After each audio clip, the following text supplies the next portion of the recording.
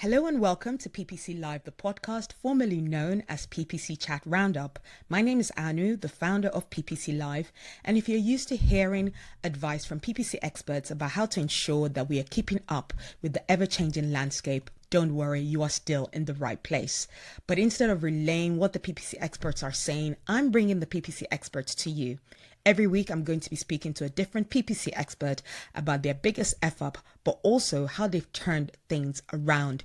We'll share what was disappointing, what was surprising in terms of client reactions or even people from their team and, where the support came from, and just some really great anecdotes that really helped them be the experts that they are today still in their industry.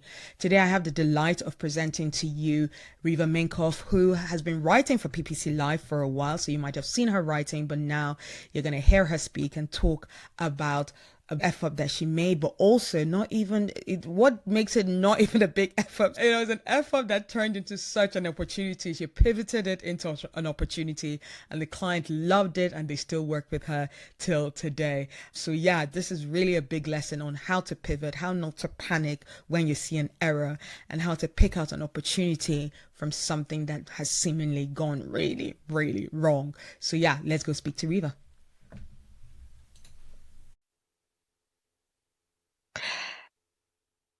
Hello, Reva. Welcome to PPC Live, the podcast. Thanks, Anu. Thanks for having me. It's such a delight to have you here, and thank you for the quick turnaround. I think I asked you last week to do it while you're enjoying a lovely time off from work. Yeah, this is your first. Is this your first your Monday back to work after your holiday? Yeah. Yeah. Yeah, okay, cool. Well, let's kick it off with a great interview here. So to introduce you guys to the wonderful Reva Minkoff, she's a very experienced digital marketer, specializing in paid search, SEO, analytics, social media, with actually an offline marketing background. So quite a varied experience here. A very much a wide passion and specialties in all the whole analytics, the full marketing sphere. And how long have you been in the industry as well, Reva? I like asking people that so people know that they're listening to long-time experts here. 18 years. Same as me. Happy anniversary. Happy 18th. Right? Yeah, it's crazy. Right. Time flies. Time. Yeah, time flies. Sometimes I'll be like, someone ask me and I'll be like, wait, I need to start remembering the year I started because I lose track of the count sometimes. Totally. And I don't know it depends too. Do you count the first marketing internship or do you start with the, Yeah, so when you actually started getting a proper job and when you actually had a proper pay kind of thing. Yeah, no, I know what you mean. Another very interesting aspect to Reva's life is that she's got very varied interests, which I love. Has interest in journalism, event planning. So the panic I get every time I'm about to run a PPC Live event, entertainment, sports, and dance passions on the side. Tell me about the dance. I feel like in another life I could have been a dancer. So I started doing ballroom dance.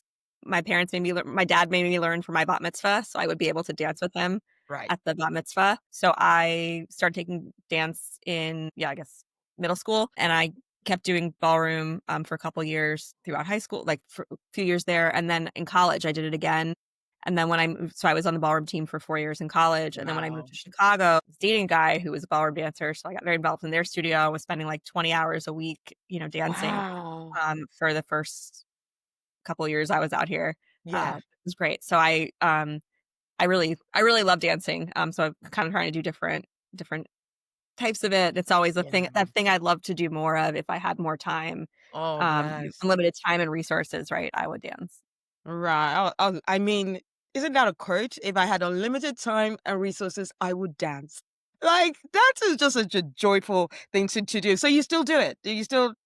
Yeah. I mean, I need to get back to it. I need to go to the studio and, take a ballet lesson. I haven't done ballroom as much recently. It's a lot harder when you don't have a partner, but it would it's something I'm kind of have on my list of things to revisit and do more of. It's the next chapter of my life, Okay. Well, I'm really hoping for you that you can get back to it and you find the opportunities to do it because I definitely think it's a very, Very lovely thing. Mine is more like freestyle and just being like, oh, I hope the rhythm is in my DNA. I've never actually done any official meaning like you did, which I think is absolutely wonderful. Well, during the pandemic, I went back and, like, did revisited ballet, which I hadn't done since I was 7, Yeah. and so that was kind of fun, Yes. just to, do the virtual lessons. It was just but dance was a really good way to kill time during the pandemic. I'm sure. Absolutely. I'm sure. That sounds really great. So anyway, enough about our love for dancing. Let's get into what we really want to talk about. I like talking starting off conversation with something that just people kind of for a second go, wait, what's this podcast about? So I'm gonna tell you guys what this podcast is about. It's we are gonna talk about, F ups that experts have experienced. And I really love what Reva is really going to share because as we said, I've started really saying, and I want to drum that into everybody's head. We never leave on a defeated note. This is not, oh my God, I screwed up and that ended my career. This was more, yeah, we made a mistake, but here was the opportunity. Here was the lesson. Here was how we pivoted. And Reva has a great story for us today, I really feel. So yeah, Reva, what's the F up you'd like to share with us today? Cool. So I think it was about 2 years ago, we had some incremental from a client to run some campaigns at the end of the year, and we had been hoping to get them to test Performance Max because this was 2 years ago. So again, still sort of in the early days of PMax campaigns. Yeah. And so we set one up for the client. We set them up for a few different products. And for one of them, we realized I want to say a week or two in, might even have been a month in, that we didn't, when we were setting up the conversions, we had listed Mm, everything on the account as primary, not just their key conversion. And so the account was recording and optimizing for location conversions. So get directions, calls to store visits, which are not the client's main KPIs. They've always been sort of bonuses that I've used to show the value of the account, but really mm, they care about website clicks on certain places. And so, did they click this conversion button on the website, which is what we would typically use. So what had happened is instead of we noticed it because we looked at the campaign and the numbers looked amazing, and I think they were under a dollar, which our first time running a PMax campaign was really exciting. They were like, I don't know, say 75 cents. I mean, it was really great. yeah. But then we looked at it and we realized it wasn't 75 cent conversion, like cost per conversion for a button click. It was a 75 cent conversion for a store visit, get direction, or call to the store. And Right. that's not what we have typically been using as a success metric for them. So it was a little bit alarming. We'd been doing well on it. It had been it was a test that we had a lot of eyes on it because it was incremental. Yeah. We really wanted to deliver good results for the client, and we didn't want to have a problem or anything. But we also realized that we could just sort of turn it into a test. Mm, So we sort of said, well, look, when we set this up, this wasn't, I think we said, uh, wasn't necessarily intentional, but we set it up, we made a mistake. And what we were finding instead is that we've like been optimizing towards these things. And what we've learned is that PMax can get you these for really, really cheap. So okay. is this something you want to do? Right. And when the incremental expired and we were looking at planning for the next year, we still said, hey, maybe we should keep this on. Do we want to see what the gains from this are? Does this make sense? It seems like there may really be a value here. And again, like we've now learned that PMax can drive these for at a very, very efficient rate. Mm, If they're a value, here are all the ways that we've always thought they were a value to the program, et cetera, et cetera. Let's run with it. So it turned into a really cool opportunity to get a learning that I think we wouldn't have otherwise necessarily been able to test, certainly not at that point, yeah. that we've been able to use as a foundational learning in Yeah. building the program. So Yeah. now, since that time, we were able to eventually launch and run PMAX campaigns. They are set to a button click, which is great. You're di- But we still know we have this information in our back pocket Yeah. that if we ever wanted to do more with location extensions, we could. And for them, part of the challenge has always been measuring they're a CPG client. So it's part of the challenge has always been measuring, what the revenue is from that and driving the value and all the measurement piece. But we know if we could sort that out, like we have a really good case study here. We think that Yeah. there's something we can do here. How can we measure it? What can we do with it? So it's been really it was a very scary couple of moments when we Yeah. realized this had happened, and a very scary few weeks when we kind of thought about, well, Mm, hey, what are we going to do? Because I don't want to turn it off if it's doing really, really well. But also, like, this isn't what it was supposed to be doing, yeah.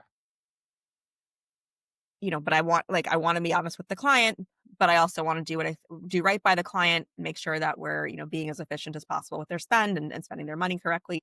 And obviously it's always scary to say, hey, we made a mistake, or we like this didn't work out the way we intended. Yeah.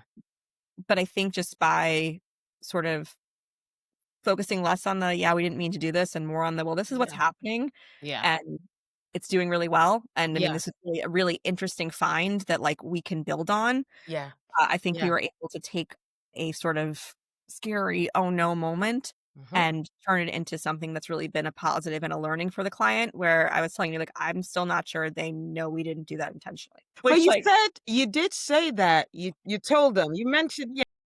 yeah, I definitely at one point said, "No," well, like, admitted, like, "No, we didn't mean to do that, like, we weren't, Okay. we were trying to do this, but, like, we did this instead." But since we have it, but I think just in general, right, we didn't dwell on the, "Yeah, it wasn't supposed to be this way." We just tried to Mm. focus on, well, like, this is what happened, but, like, what are we gonna do from it?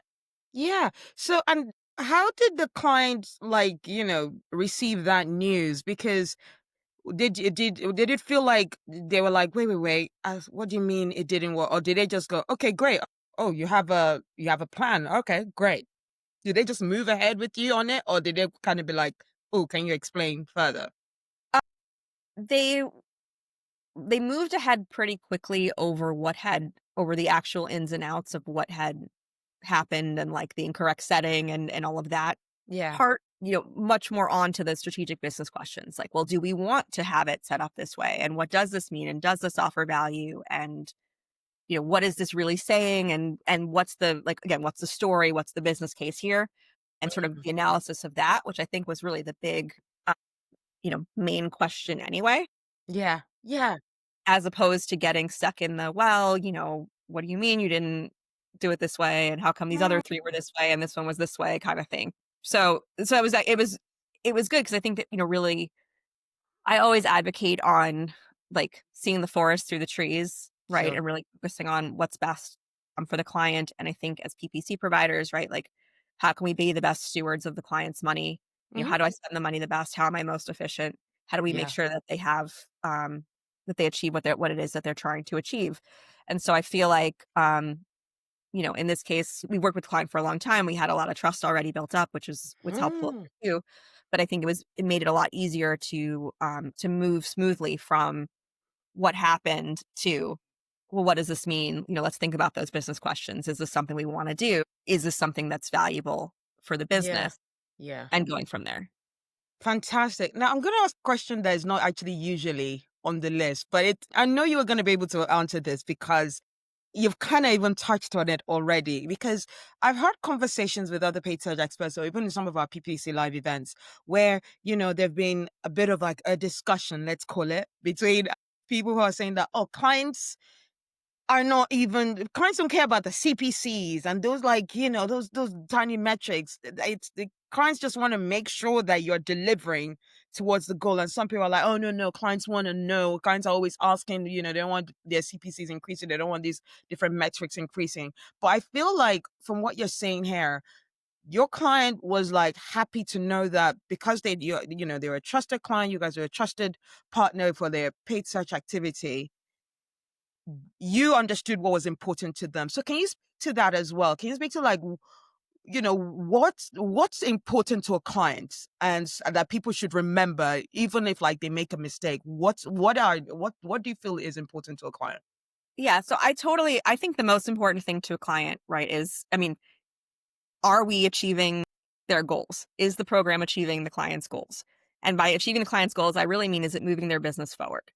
So it's different for everybody, right? We've had some people where that means more traffic. We've had a lot more people where it means more conversion or more revenue or a great ROI or some combination of the above, right? More sales in various forms, more leads, more qualified leads. And that's why I think it's so important to know and to have a good understanding going in of what success means to the client. Yeah. What does success look like and what's important to them, because that's what'll set you up, right? To be able to then, when these things happen, go back and say, hey, it's this. So I remember, I mean, the worst mistake I ever made was not this one. It was my first PPC job after college. And I was running, I think it was display. It was, I don't remember if it was display or search, but I do remember that I think it was Minnesota, I forgot to set the targeting to the state of Minnesota, and it ran to the whole country, and it was a weekend. So I set it, and so then it ran for 3 days before I caught it again on Monday, and it spent a lot of money.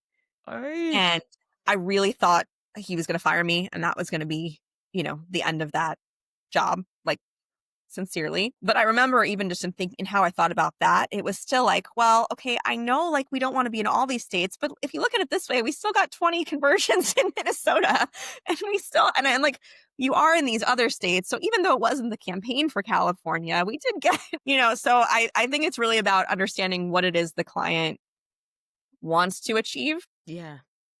So that, and I never made that mistake since, right? Because that was so mortifying. I often tell my team now, even like my junior members, look, sometimes you're going to mess something up, and like, you'll never do it again. It's okay. You have to learn this way. But I think having a good understanding of what the client's trying to do will help you pull the good things out of the bad things. Yeah. So that you can really focus on, again, like, what's most important to them. Because I think that it matters if the CPCs are going up, if that's making the cost per lead more expensive, or if that's making the ROI lower, or but in general, like, it doesn't really matter, as long as you're turning it into again, what needs to be happening on the back end, especially because something like CPCs going up is something you can't control. No. 9 times. No, not a lot. I mean, it's industry wide, it's like the whole of advertising wide. It doesn't even matter what vertical you're in these days. That's what the numbers are saying. That's what the reports are saying. Like, the CPCs are going up. So yeah, focus on the efficiency on those clicks that are hitting your landing page. If they're expensive, make sure they work as well as possible. And that takes a lot of not just seeing PPC as its own channel, work with the different team, web developers, CRO, all those kind of people. That's literally how I've grown the business, because I realized pretty quickly that, like, I can run the best search campaign ever from a metrics perspective, from a front end metrics perspective. I can have a great click through rate, low CPCs. It looks wonderful, but if the traffic's not converting on the back end, it doesn't matter, how great my search query report is. Yeah. So that's when I realized you had to kind of look at SEO and CRO and a number of these other things, email, just to start really making sure you have a full understanding of the whole experience. Because if they're, all we can do as marketers is get them there. Yeah. Like, we can't force them to drink. No. Yeah. You can bring them to the what's that saying? You can bring a donkey to water, bring a horse to water, but you can't force the horse to drink. So yeah. Do your best to bring them to the water, I guess, is the... So that if I bring the right horses to the water. That's correct. Bring the right horses to the water. Yeah. Then, so I just always try to bring the best people to the right place. Best people to the best place. And hope to match. Yeah, absolutely.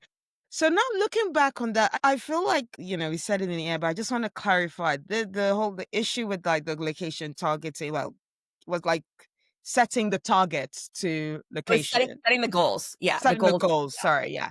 Setting the goals. That was, I hate to nitpick about this and make this seem like oh my God, the memories. It was something you did, or was it like something like a team thing? I think I did it, but I'm not 100% sure if it was me or someone else. Sure. But like you picked up. I caught it. You caught it. That's great. Like, what do you feel like was missed, kind of thing that, like, if I know these kind of mistakes, and I think the biggest thing to take away is what to do after the mistake happens. But even like to possibly prevent this kind of mistake happening, what would you look back and do differently? Yeah, I think there are a couple of things with this kind of thing, because they're really surprisingly easy to have happen. I think as Google keeps changing the interface on the campaign setups, especially if you're doing one that you are not super familiar with, because this was our first time testing PMAX, again, years ago, when like we were just doing it for the first time. Yep. You have to really make sure you understand what they mean when they're asking some of the questions that they're asking for. Yeah. Because this whole question of like, well, what do you want to optimize towards? I think they would think it was like, well, what do you want to optimize towards? And it was like, well, yeah, these would be great.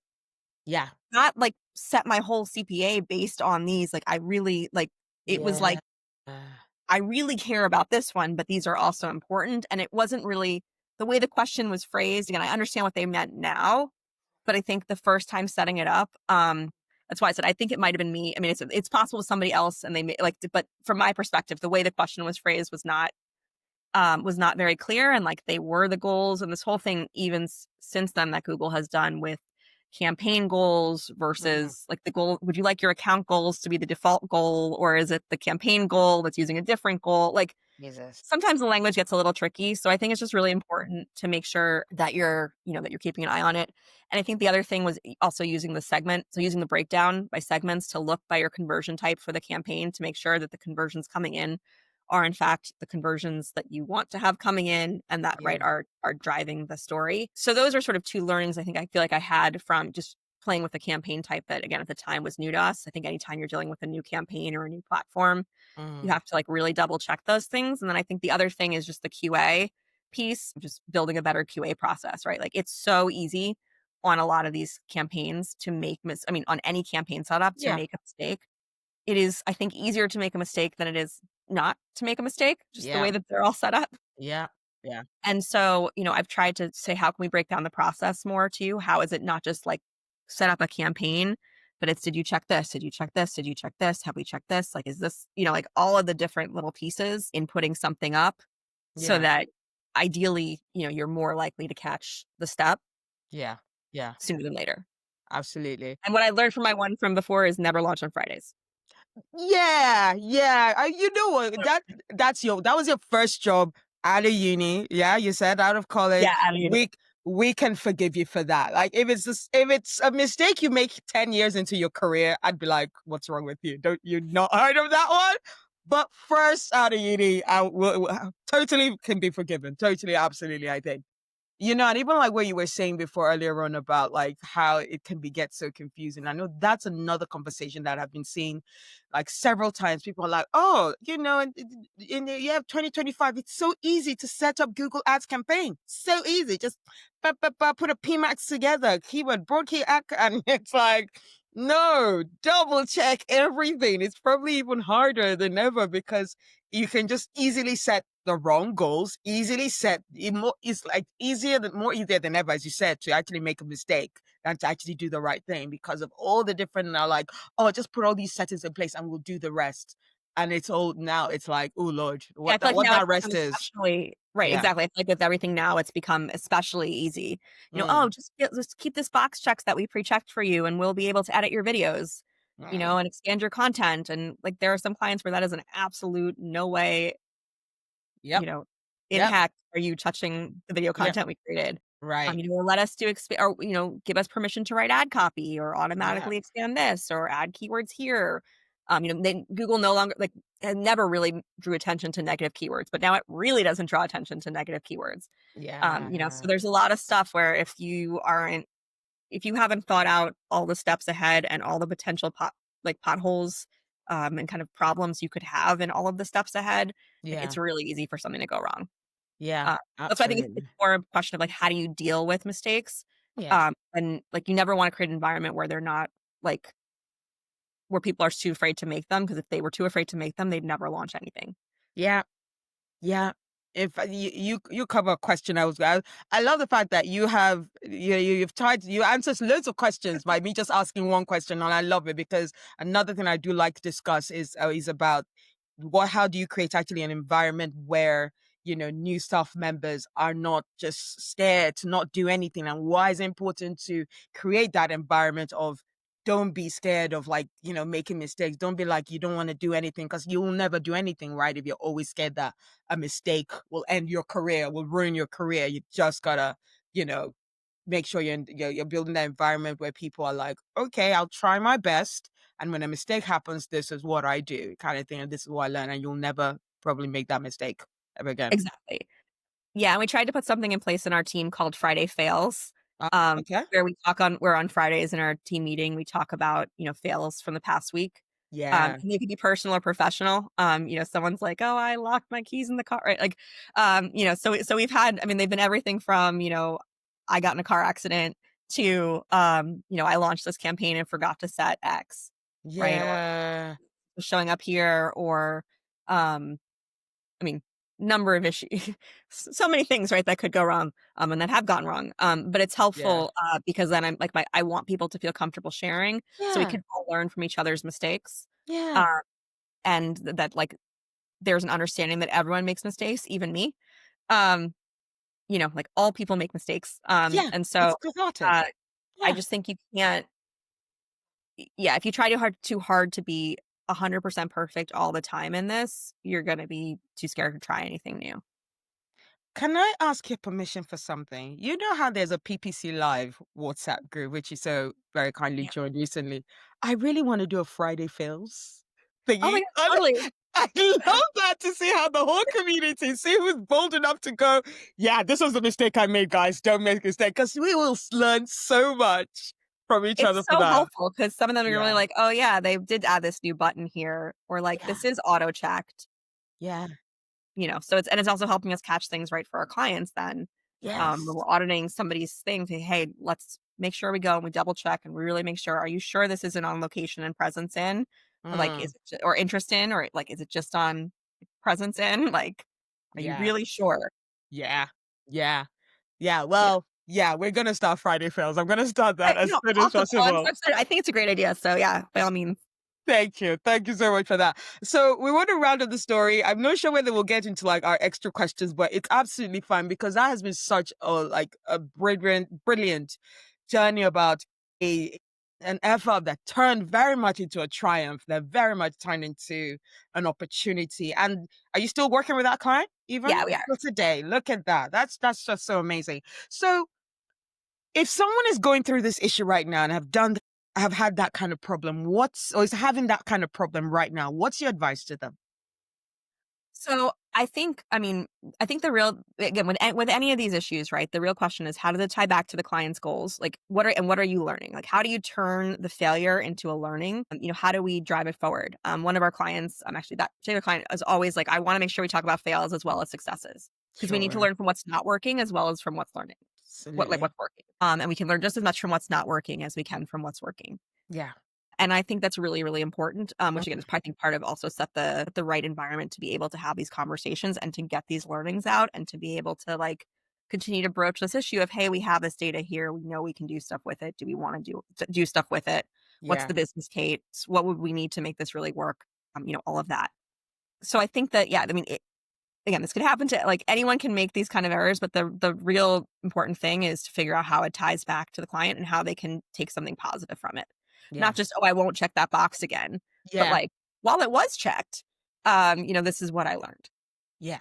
Absolutely. That's really great. I loved that takeaway for everybody to take. Literally make sure that you are on top of what your client's business goals are. Make sure you're moving the needle in that area. And even when a mistake happens and that might give you a hiccup, try and tie it back into how you're still going to move the client's business forward. And that will be definitely, you'll be able to move on with that. Yeah, we're kind of rapidly coming near to the end of this episode, but I'd like to talk a bit because you very kindly also said that you're going to write about this, maybe even for the PPC Live blog about, like AI, I think it's AI Max, AI like, and math. Yeah. yeah, right. And Just my what hesitations around AI. I got to do it, but your yeah. hesitations, because the effort, because I imagine it's very tied up with like the F-ups that you've seen about how people use AI and just use automation. So yeah, why do you have so many hesitations about AI Max, and yeah, how does it tie to like people's F-ups? So yeah, so I mean, I've seen so many cases where it's so easy for something to be running that shouldn't be running. Yeah. So, one of my favorite examples that was also an F up, um, but again, wasn't intentionally an F up, is I decided to test the dynamic site link extensions, but it was a client where they only want to advertise certain products, and the site link extensions ran for um every product. Yeah. So first I removed them, on the account level. And then I realized I think I have to go down to like the ad group level. I was removing them down, Just for going every down it. single campaign, Yep. every single ad group, like, please don't advertise this thing anymore. And then I realized that I couldn't tell Google to not add it back. So if I said don't advertise for, I don't know, water bottles, Yeah. right? It didn't mean that it wouldn't like then call it bottle or just or that it wouldn't do it on any campaigns moving forward. It wouldn't do it Yeah. like on that campaign again, maybe, but like Yeah. maybe not. So I had to go away from dynamics. I moved away from dynamic site links extensions after that until I can give it Yeah. guidance. Yeah. And that's really kind of where I am on a lot of the like where a lot of my hesitation is because I've seen stuff like that where it's not like it was bad or wrong or like hurt something, but it wasn't in line with what the client wanted. It wasn't the right message. It wasn't the right time. It wasn't the right place for that message. Wasn't the right budget for that message. Mm-hmm. And it was going to be adding those things in faster than I could take them out. Yeah. And I feel like Yeah. that way is often true with some of the expanded broad match stuff where it's so hard to catch like all the different things being added. Some of the ad copy where it wasn't always as clear about what was being added, Yeah. or it's added and then you're going back to the client saying, "Hey, we've just added these 4 lines. Are you okay with them? Like, are these on brand Yeah. guideline? And if they're Yeah. not, like it's running and you have to hope someone didn't see it while it shouldn't have been run." Like it just so I mean, I think there's like a lot of great stuff with AI. The algorithms have done some really great things in terms of how the ads are serving and serving things more efficiently. But like stuff like the expansions and create like is really scary to me after that Mm. experience where I realized just how much I was going to need to control it. Yeah.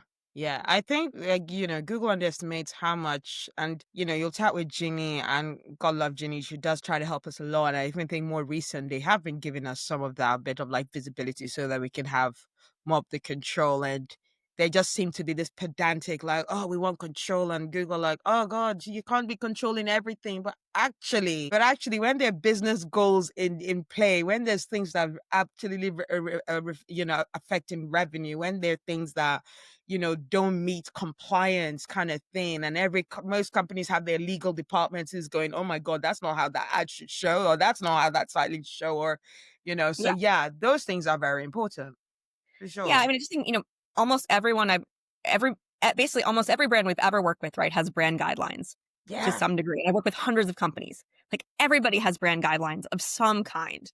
And everyone has things they want the money to go towards and things Yeah. they don't want the money to go towards, Yeah. like for ad dollars. Um, and everyone to your point, has things they can and can't say Yeah. legally. Yeah. Yeah. So I just think you have to be careful.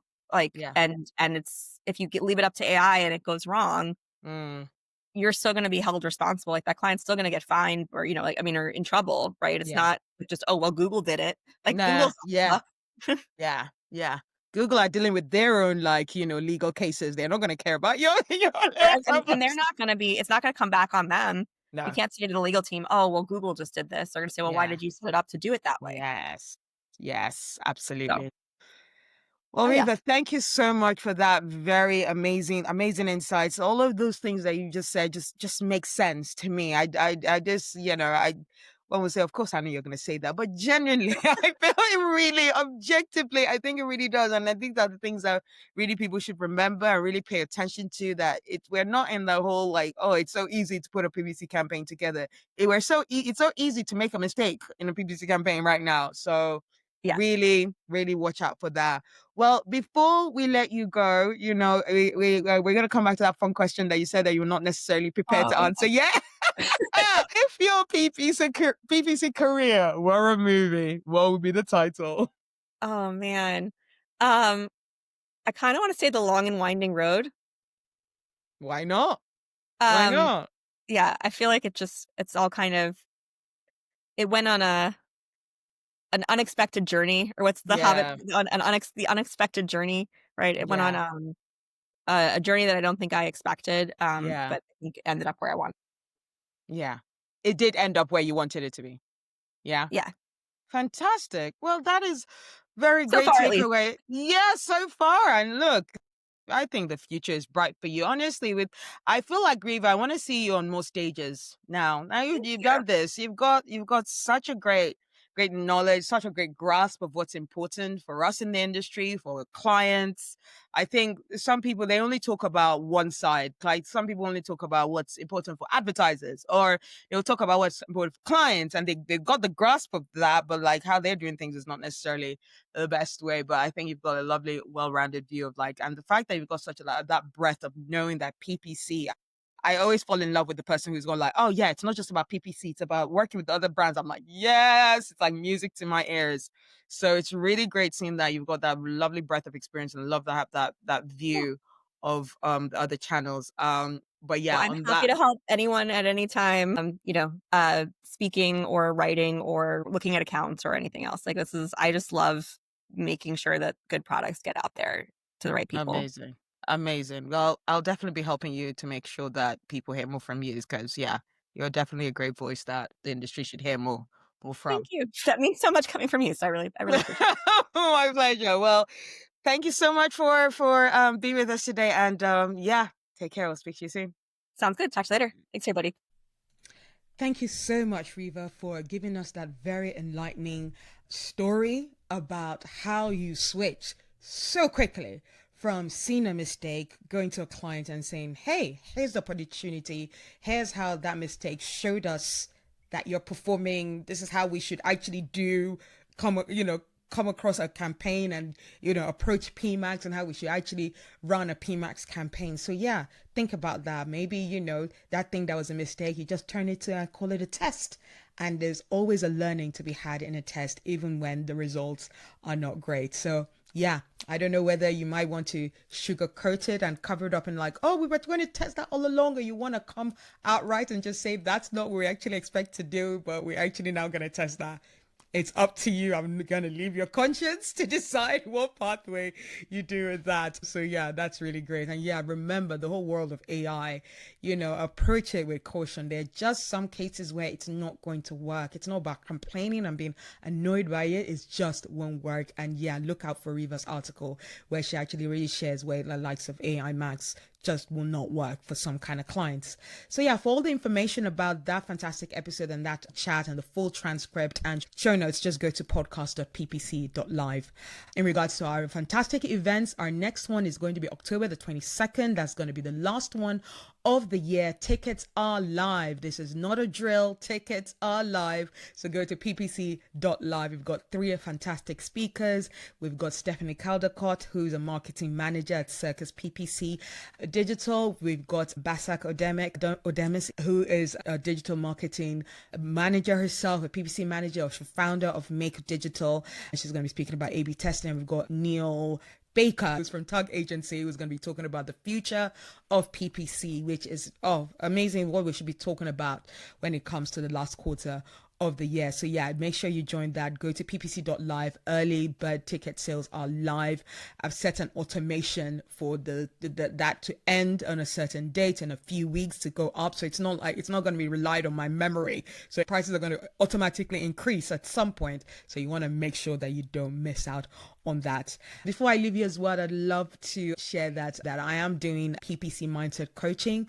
So if you'd like to have a session with me, or have several sessions with me to talk about how to really get over all your worries and your anxiety and really push through with your fantastic ideas and bring them to life, and just to take charge of your career as a whole, get in touch with me. We'll have a half-hour free session to talk about what you need, and then we'll take it from there. So just go to themarketinganu.com to get more details about that. Yeah, so I hope you've enjoyed the show this week, and I look forward to bringing more PPC F-ups and triumphs next week.